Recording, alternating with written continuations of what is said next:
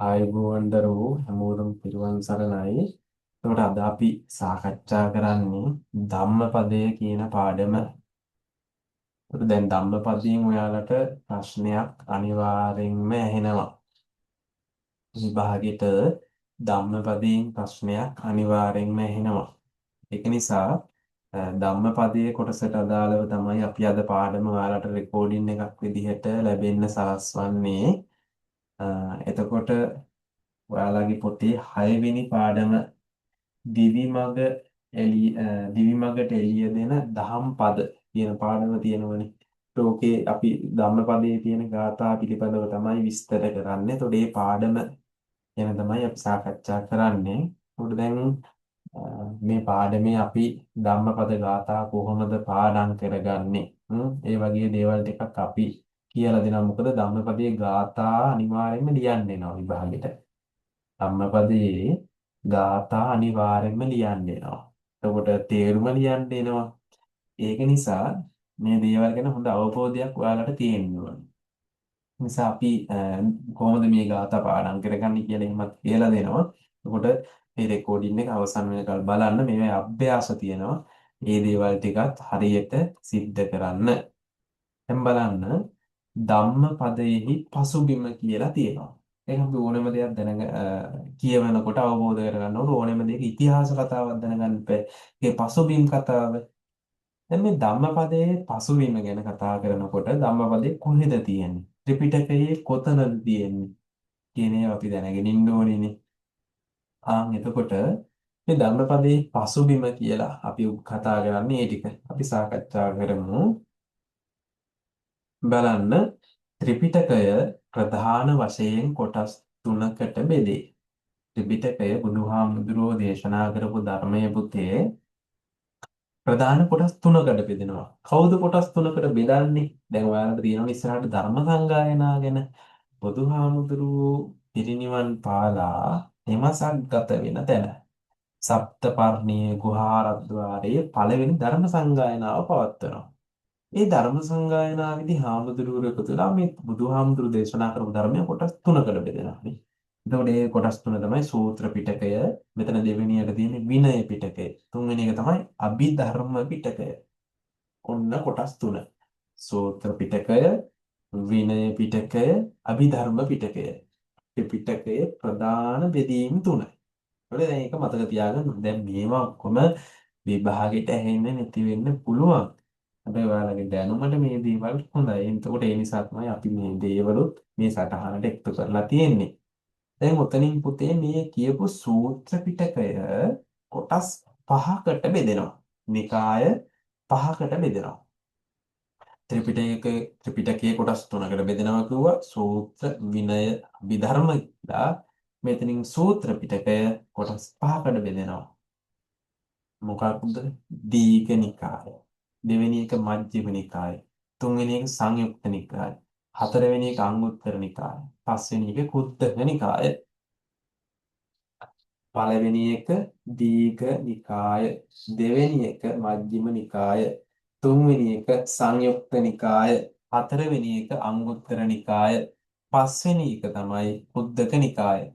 දැන් ඔන්න බුදුහාමුදුරුවෝ දේශනා කරපු ධර්මය ප්‍රධාන කොටස් තුනයි. ප්‍රධාන වශයෙන් පිටක තුනකට බෙදෙනවා. මොනවද? සූත්‍ර පිටකය පළවෙනි එක. දෙවෙනි එක මොකක්ද? විනය පිටකය. තුන්වෙනි එක මොකක්ද? අභිධර්ම පිටකය. ඔන්න කොටස් තුන. ඔතනින් සූත්‍ර පිටකය කොටස් පහකට බෙදෙනවා. සූත්‍ර පිටකය කොටස් පහකට බෙදෙනවා. ඔන්න ඒ කොටස් පහ තමයි මෙතන තියෙන්නේ. දීඝ නිකාය, මජ්ක්‍ධිම නිකාය, සංයුක්ත නිකාය, අංගුත්තර නිකාය, කුද්දක නිකාය කියලා. දැන් එතකොට මේක ඔන්න අමතක වෙනවා නම් කාට හරි මතක තියාගන්න පුළුවන් කෙටි ක්‍රමයක් තියෙනවා. මොකක්ද? කෙටි ක්‍රමය තමයි දීපං මචං සයිමන් අයියාගේ කුඩේ. මොකක්ද?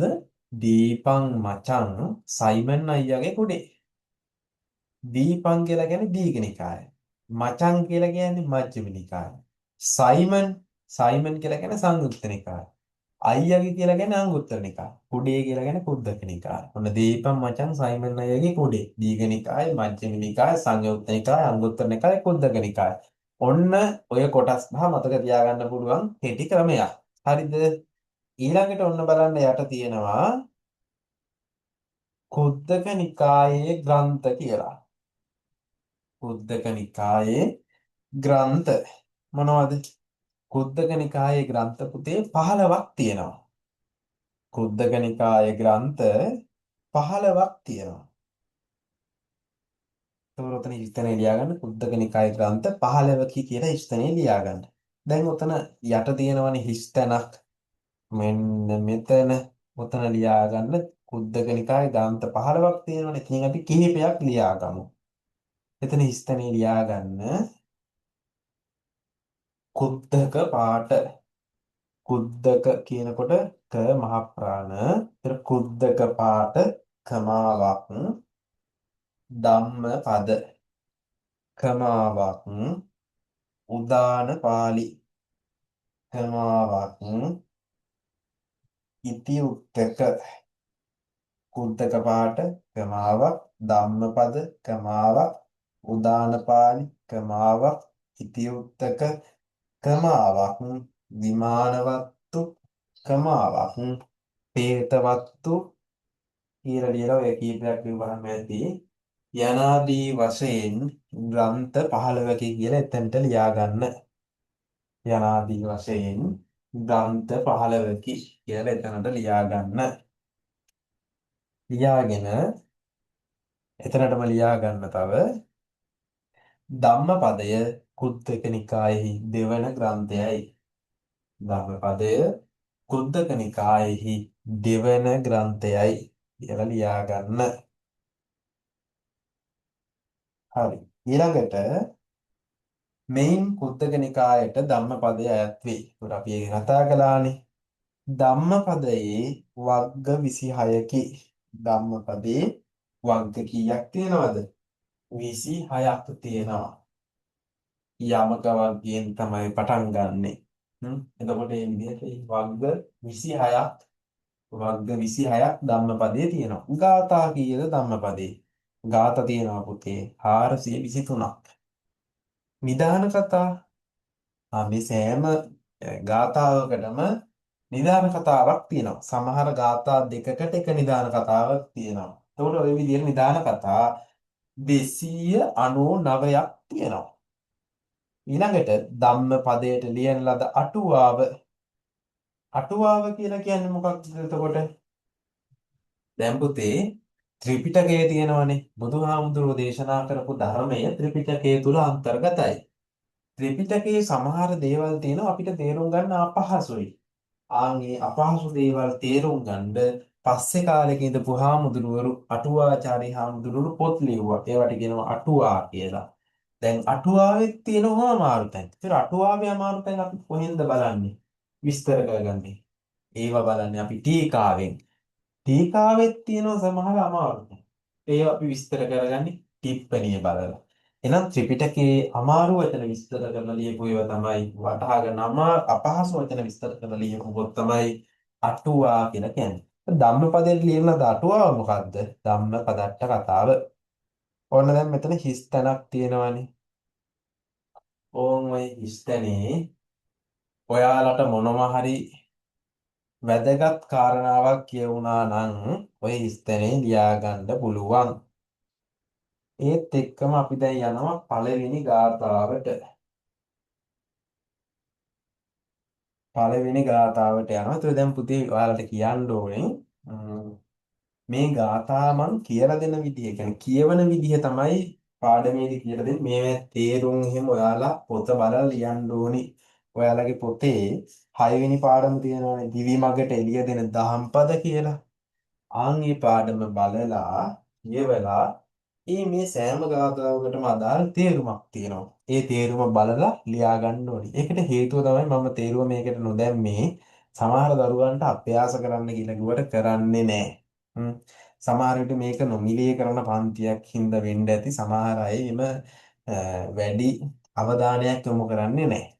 එතකොට දැන් මම මේ පන්තිය කරන්නේ යම් කිසි කාලයක් කැප කරලා. මොකද මේ ටියුට් එහෙම ඔක්කොම මම ටයිප් කරලා තමයි ඔයාලට ලබලා දෙන්නේ. වෙන කාගේවත් පන්ති වලින් ගත්ත ටියුට් එහෙම නෙමෙයි. එතකොට මම මහන්සිලා මේවා හදන්නේ. ඒක නිසා ඒ කරන කැපකිරීමට යම් කිසි වටිනාකමක් තියෙන්න ඕනි. ඒක නිසා දරුවෝ මේක මේ මං ඔයාලා වෙනුවෙන් දැන් ඔයාලා දන්නවා ඇති දැන් මීට අවුරුදු කිහිපයකට කලින් සාමාන්‍ය පෙළ බුද්ධ ධර්මයේ විශාල ප්‍රමාණයක් දරුවෝ අසමත් වුණා.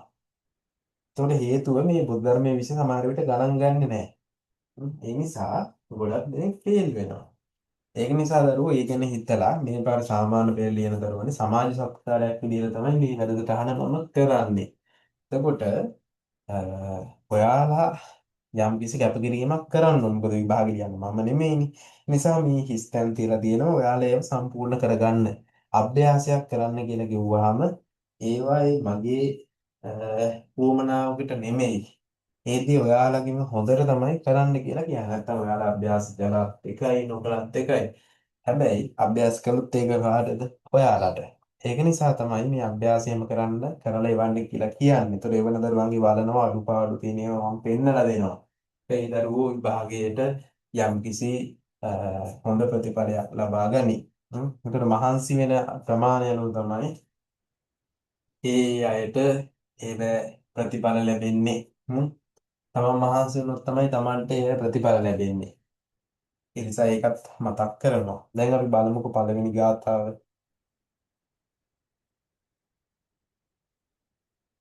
මොකක්ද පළවෙනි ගාථාව? බලන්න. අක්කොච්චිමං අවදිමං අජිනිමං අහාසිමේ යේතං උපනයි හන්ති වේරං තේසන්න සම්මති. දැන් ඔයාලට තාලෙට කවි කියන්න පුළුවන් නම් ගාථා කියන්න පුළුවන් මේක ලස්සනට තාලෙට කියන්න. දැන් මම ඔයාලට මේක මේ කියවන්න හුරු කරනවා.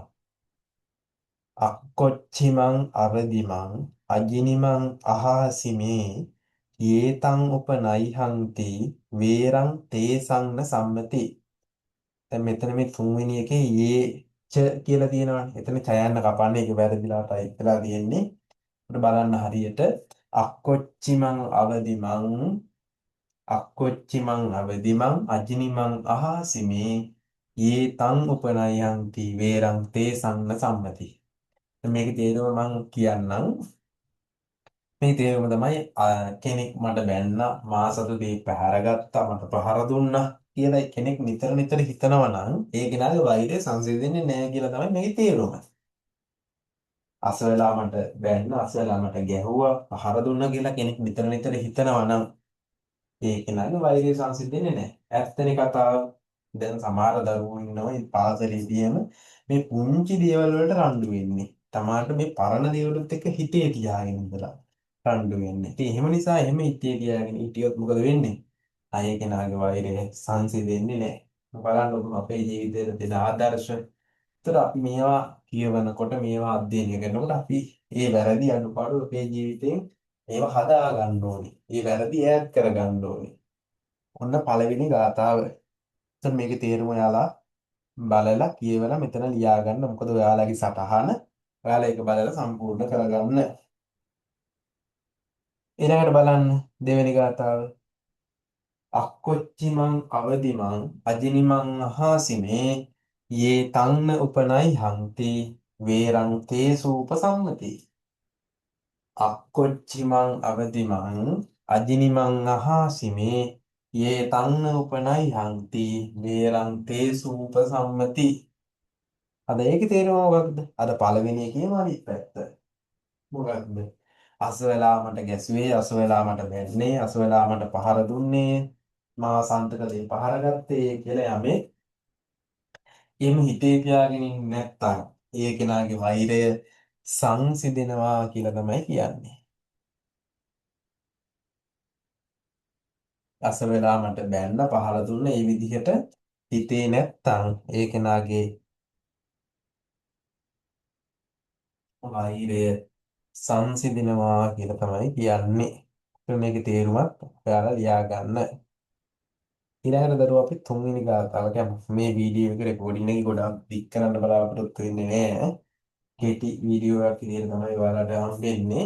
ඒ නිසා ඔයාලට පුළුවන් මේක බලලා සටහන් සම්පූර්ණ කරගන්න. ඒ ගාථා කියවන විදිය එහෙම ගැන යම්කිසි අවබෝධයක් ලබා ගන්න. බලන්න තුන්වෙනි එක. නතං කම්මං කතං සාදු යං කତ୍වානුතප්පති යස්ස අස්ස මුකෝ රෝදං විපාකං පටිසේවති. නතං කම්මං කතං සාදු යං කତ୍වානුතප්පති යස්ස අස්ස මුකෝ රෝදං විපාකං පටිසේවති. මොකක්ද මේකේ තේරුම?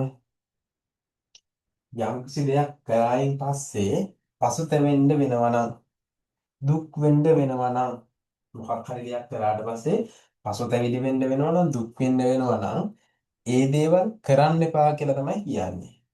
දැන් අපි කියන්නේ ඔය අකුසල්, එහෙම නැත්නම් පව්, වැරදි දේවල් තියෙනවනේ. ඒවා කරාට පස්සේ මොකද වෙන්නේ? දුක් වෙන්න වෙනවනේ. දැන් සමහර මිනිස්සු එහෙම ඔය මැරෙනකොට එහෙම අඬනවා. ඇයි ඒ? සමහර මිනිස්සු කෑ ගහනවා. සමහර මිනිස්සු හූ කියනවා. විලාප කරනවා. ඇයි ඒ? අර මැරෙන මොහොතේදී කරපු පව් ටික ඔක්කොම මතක් වෙනවා. හැබැයි ඒ වෙලාවේ පසුතැවිලිලාටත් තියෙනවා. නෑ, කරන්න පුළුවන් කාලේ ඔක්කොම පව් වල ටික කරනවා. ඒක නිසා අපිට අවසානයේ පසුතැවිලි වෙන්න වෙයි කියලා හිතන දේවල් කරන්න එපා. ඒ කියන්නේ අයහපත් දේ කරන්න එපා කියලා තමයි දරුවෝ බුදුහාමුදුරුවෝ අපිට දේශනා කරන්නේ. ඒකට පැහැදිලි නොවේ තුන්වෙනි ගාථාව අපි කතා කළේ. ඊළඟට දැන් ඔයාලා මේ ගාථා එහෙම පාඩම් කරගන්න ඕනේ. දැන් මේ ගාථා පාඩම් කරගන්නකොට තියෙන ලොකුම ප්‍රශ්නේ කොහොමද මේ ගාථා පාඩම් කරගන්නේ කියන එක. දැන් ගාථා පාඩම් කරගන්න පුළුවන් කොහොමද? දැන් බලමුකෝ අපි. නතං කම්මං කතං සාදු යං කତ୍වා අනුතප්පති. මේව පාඩම් කරගන්නකොට ඉස්සෙල්ලාම ඔයාලා කැමති තාලයකට පාඩම් කරගන්න. ඊළඟට පළවෙනි පදේ ඉස්සෙල්ලාම හොඳට හයියෙන් කියවන්න. දැන් ඔයාලට පුළුවන් නම් මුළු පද හතරම ඉස්සෙල්ලාම හොඳට කියවන්න.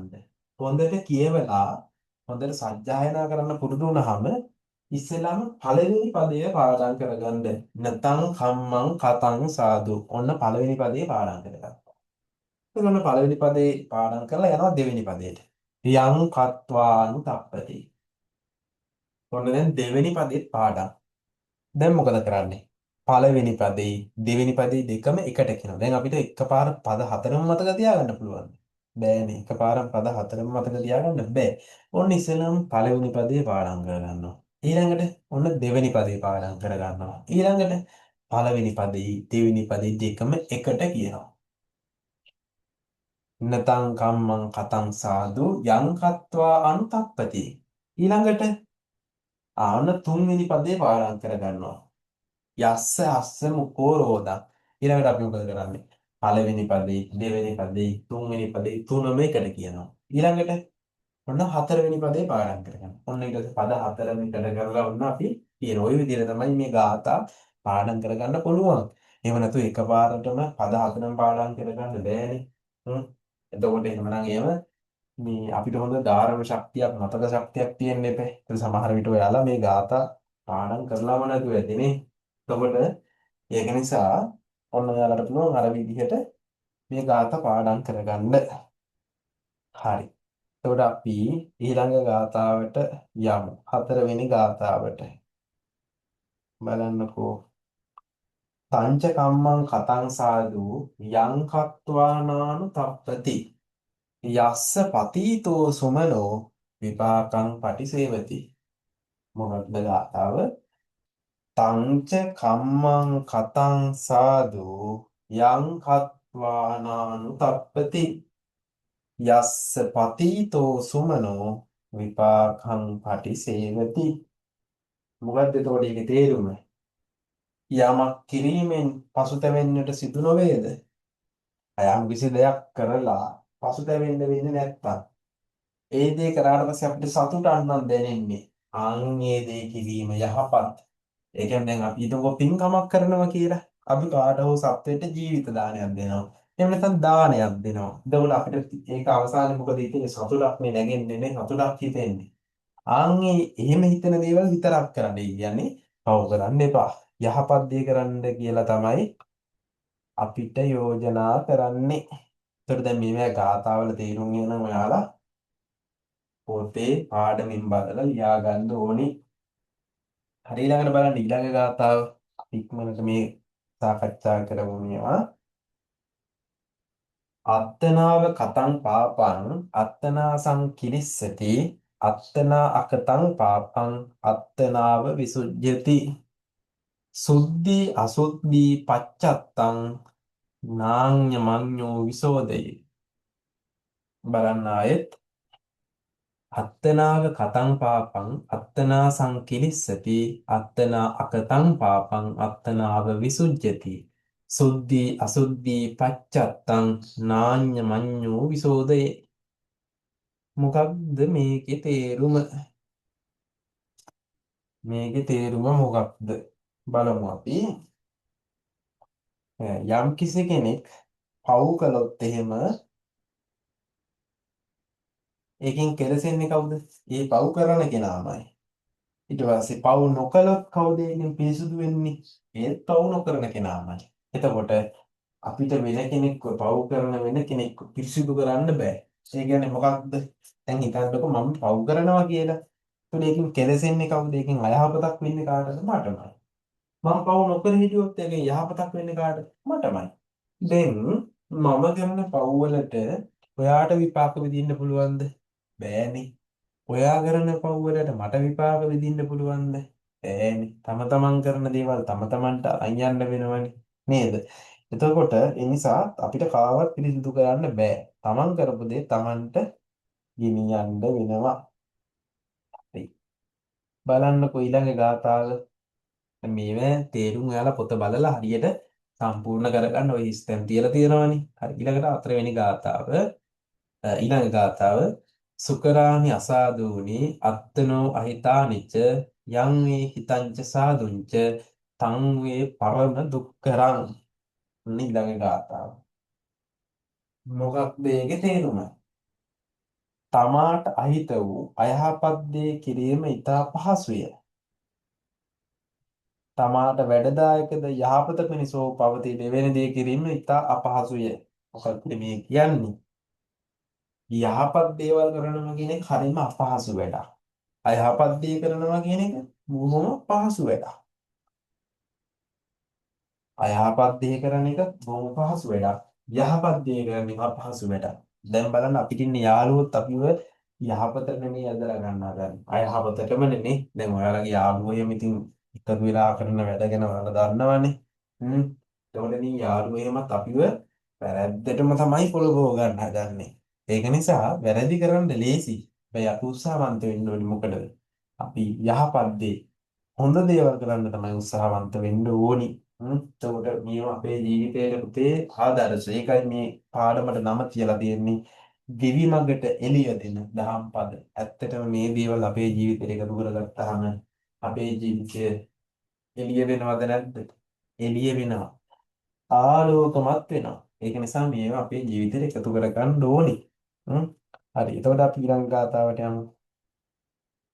අචරිත්වා බ්‍රහ්මචරියං අලද්දා යොබ්බනේ දනං ජින්න කොංචාව ජායන්ති කීන මච්ඡේව පල්ලලේ. මොකක්ද ඒකේ තේරුම? ඇතැම් අය තරුණ වයසේදී උසස් පිළිවෙත්වලද නොහැසිර ලබාගත හැකි ධනයද නොලැබ මහලු වූ පසු මසුන් නැති දිය හිඳුණු විලක් දෙස බලා දුක්වන කොස්වාලිහිණියෙක් මෙන් තැවෙති. සමහර අය මොකද කරන්නේ? තරුණ වයසේදී කිසිම උත්සාහයක් නැතුව කිසිම වෙර වීර්යයක් නැතුව වයසට ගියාම දුක් වෙනවා. අනේ මට පින් කරගන්න බැරි වුණා. එතකොට මොකද වෙන්නේ? එතකොට පසුතැවිලි වෙලා වැඩක් නැහැ. දැන් අපේ මතයක් කියනනේ වයසට ගිහලා තමයි පින් කරගන්න ඕනේ කියලා. එහෙම නෑ. තරුණ කාලෙදිම පින් කරන්න ඕනේ. එතකොට සමහර විට අර කාලේ ඉක්ම ගිහිල්ලා තමයි පසුතැවිලි වෙන්න වෙනවා. එතකොට ඒක හරියට අර දැන් මත්ස්‍යෝ නැති, ඒ කියන්නේ මාළු නැති හිඳිලා ගියපු විලක් දෙස කවුද? කොස්වහලේ හිණියෙක් බලාගෙන ඉන්නවා වගේ තමයි. ඔය වයසට ගිහිල්ලා පින් කරන්න බලාගෙන ඉන්න එක. ඒක නිසා පුළුවන් කාලෙදී පින් දහම් කරගන්න ඕනි කියන එක තමයි ඔය පැහැදිලි කරන්නේ. ඒ කියන්නේ දැන් හිතන්නකෝ ඔයාලා දැන් මේ විභාගේ හරියට පාස් නොවුනොත් එහෙනම් මොකද වෙන්නේ? දවසක පසුතැවෙන්න වෙනවා. අනේ අපරාධෙනේ. මේ මට අන්තිම කාලේ හරි පාඩම් කරා නම් විභාගේ හොඳට පාස් වෙන්න තිබ්බා. කොහෙද පාඩම් කරගන්න බැරි වුණා උත්සාහයක් තිබෙන්නේ නැහැ කියලා ඔන්න අනිවාර්යෙන් දුක් වෙනවා. ඒ නිසා එහෙම දුක් වෙන්න වැඩ කරන්න එපා. හැමෝම මේ ටික කාලේ මහන්සි වෙන්න මහන්සි වෙලා වැඩ කරන්න. හරි. ඊළඟට බලමු අපි ඊළඟ ගාථාව. අචරිත්වා බ්‍රහ්මචරියං අලද්දාය උබ්බනේ දනං සෙන්ති චාපාති කිත්තාව පුරාණානි අනුත්තුනං. මොකක්ද මේකේ තේරුම? ඇතැම් අය තරුණ වයසේ ලබාගත හැකි ධනය හෝ වෙනත් ප්‍රතිලාභයක් හෝ නොලැබ බබසර නොඇසිර මහලු වූ පසු පෙර කරන ලද යම් යම් දේ සිහි කරමින් දුන්නින් මිදී ගොස් වැට්නුයි තලෙමින් ශෝකින් සුසුම් ලමින් සිටිති. අර ගාථාව මේ වගේම අදහසක් තමයි තියෙන්නේ. අර තරුණ කාලේදී මොකද කරන්නේ? වැඩ කරගන්න බැරුව කිසිම උත්සාහයක් නැතුව කිසිම වීර්යයක් නැතුව වයසට ගිහින් නිකාන් පසුතැවිලි වෙනවා. ඒක නිසා අර මං කිව්වේ දැනටම මතයක් තියෙනවා සමාජෙ පින් කරන්න ඕනි කොහොමද? වයසට ගියාම පින් කරන්න ඇති කියලා හිතනනේ නේ. නිසා තරුණ කාලේ ඉඳලම පින් දහම් කරන්න ඕනි. හ්ම්. දැන් ඔයාලා විභාගය නම් මං කිව්වනේ. භාගෙත් පොතේ ඔයාලා පාඩම් කරගත්ත නැත්නම් ඔයාලට දවසක පසුතැවෙන්න වෙනවා. නිසා එහෙම පසුතැවිලි වෙන්න ඕනේ නෑනේ. බුදුහාමුදුරුවෝත් අපිට දේශනා කරේ මොකද්ද? මා පච්චා විප්පටිසාරිනෝ අහුවත්ත. බුදුහාමුදුරුවෝ දේශනා කළේ මහණෙනි පසුව විපිලිසර වෙන දේ කරන්න එපා. ඒ කියන්නේ පසුතැවිලි වෙන දේවල් කරන්න එපා කියන එක නේ. අපි බුදුහාමුදුරන්ගේ ශ්‍රාවකයෝනේ. දැන් බුදුහාමුදුරන්ගේ ශ්‍රාවකයෝ හැටියට අපි බුදුහාමුදුරුවෝ කරන්න එපා කියපුවා කරන්න ඕනේ. ඊළඟට බලන්න ඊළඟ ගාථාව. පුට්ඨානවතෝ සතිමතෝ සුචිකම්මස්ස නිසන්නකාරිනෝ සංඤතස්සච ධම්ම ජීවිනෝ අප්‍රමත්තස්ස යසෝබි වඩ්ඩති. උට්ඨානවතෝ සතිමතෝ උට්ඨානවතෝ සතිමතෝ සුචිකම්මස්ස නිසන්නකාරිනෝ සංඤතස්සච ධම්ම ජීවිනෝ අප්‍රමත්තස්ස යසෝබි වඩ්ඩති. මොකක්ද මේ කියන්නේ? උත්සාහයෙන්ද නිවැරදි සිහියෙන්ද යුතු නිදොස් දේ විමසා බලා කරන තැන්පත් දැහැමි දිවි පැවතුම් ඇති නොපමා වූ පුද්ගලයාගේ කීර්තිය වැඩෙනවලු. කාගේ කීර්තියද වැඩෙනවා කියන්නේ? උත්සාහවන්ත, නිවැරදි සිහියෙන් යුක්ත, නිදොස් දේ කරන, විමසා බලා කටයුතු කරන, දැහැමි දිවි පැවතක් ගත කරන කෙනාගේ කීර්තිය වැඩෙනවා. උත්සාහවන්තයාගේ නිවැරදි සිහියෙන් ඉන්න කෙනාගේ නිදොස් දේ විමසා බලා කරන ඊට පස්සේ දැහැමි දිවි පැවතුම් ඇති කෙනාගේ කීර්තිය වැඩෙනවා. දැහැමි දිවි පැවතුම් ඇති කෙනාගේ කීර්තිය වැඩෙනවා. දැන් මේ කරුණු මතක තියාගන්න. කාගේ කීර්තියද? උත්සාහවන්තයාගේ නිවැරදි සිහියෙන් යුක්ත නිදොස් දේ කරන විමසා බලා කටයුතු කරන දැහැමි දිවි පැවතුම් ඇති. කොහොම ඔය කරුණු එහෙම මතක තියාගන්න. ඕවා ගාථාවකට આવොත් අපිට තේරුම ගන්නත් වෙනවනේ. ඒ නිසා ඕවා මතක තියාගන්න. ඒතර ඔය අපි කතා කරේ ධම්මපදයේ ගාථා. ඊට පස්සේ දැන් බලන්න පුතේ උතන තියෙනවානේ ඇගීම් ප්‍රශ්න කියලා. දැන් ඔන්න ප්‍රශ්න කීපයක් තියෙනවා. ඔයාලා මේ ප්‍රශ්න ටික හදලා තියෙන්නේ අපි කතා කරපු පාඩම් වලින්ම තමයි. මේ ප්‍රශ්න හැම ටියුට් එකකම තියෙනවා. ඒකට එහෙම දාන්න හේතුව තමයි දැන් ඔයාලට වෙනවා මේ ටියුට් වල හිස් තැන් තියෙනවා කීපයක් නේ. ඉතින් මේ හිස් තැන් තියලා මේ විදිහට ප්‍රශ්න හදලා තියෙන්නේ ඇයි ඒ? එතකොට ඔයාලා මේ සටහන සම්පූර්ණ කරගන්න ඕනේ මේ ප්‍රශ්න වලට උත්තර ලියන්න ඕනේ. ඒක නිසා ඔයාලගෙන් වෙන්න ඕනේ වැඩේ තමයි. ඔන්න මම ටියුට් එක හදලා ඔයාලට දෙනවා. ඔයාලගෙන් වෙන්න ඕනේ දේ තමයි මොකක්ද? මේ ටියුට් එක සම්පූර්ණ කරගන්න එක. ටියුට් එක සම්පූර්ණ කරගන්න එක තමයි ඔයාලගෙන් වෙන්න ඕනේ. දැන් මේ අපි කතා කරපු පාඩම් වලින්ම තමයි මේ ප්‍රශ්න ටිකත් හදලා තියෙන්නේ. එතකොට මම ඔයාලට ටියුට් එකත් රෙකෝඩින් එකත් එක්කම දෙනවා. එතකොට ඔයාලා රෙකෝඩින් එකත් බලලා ටියුට් එකත් සම්පූර්ණ කරලා පොතත් කියවලා මේ ප්‍රශ්න වලට උත්තර ලියන්න ඕනේ. එතකොට ඒක තමයි අපි ඔයාලගෙන් බලාපොරොත්තු වෙන්නේ. ඒක නිසා හැමෝම මේ වැඩ කටයුතු ටික සිද්ධ කරන්න කියලා මතක් කරනවා. එතකොට අපි ධම්මපදයේ ගැනනේ සාකච්ඡා කළේ. ඔන්න මොනවා වූ ගැටලුවක් තියෙනවා නම් ධම්මපදයේ ඔන්න ගාථා ටික පාඩම් කරගන්න විදිහකුත් කියලා දුන්නා. මේ විදිහට පාඩම් කරගන්න. මොනවා හෝ ගැටලුවක් තියෙනවා නම් ගෲප් එකෙන් මගේ නම්බරය අරගෙන ඔයාලට පුළුවන් මෙසේජ් එකක් දාලා අහන්න මෙතන ගැටලුවක් තියෙනවා මේක කොහොමද ආමුදුරුනේ කියලා. ඒ දේවල් ඔයාලට විසඳ ගන්න පුළුවන්. ඒක ඔයාලා වෙනුවෙන් ඕනේ උදව්වක් ඉගෙන ගන්න, ඔයාලගේ දැනුම වැඩි කරගන්න. මගේ පැත්තෙන් කරන්න පුළුවන් ඕනේ කැපකිරීමක් අපි සිද්ධ කරනවා. ඒ නිසා බලාපොරොත්තු වෙන්නේ ඔයාලා හොඳින් විභාගේ පාස් වෙන එක.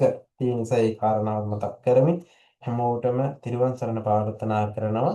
අද දවසේ පාඩම නිමා කරනවා. තිරුවන් සරණයි.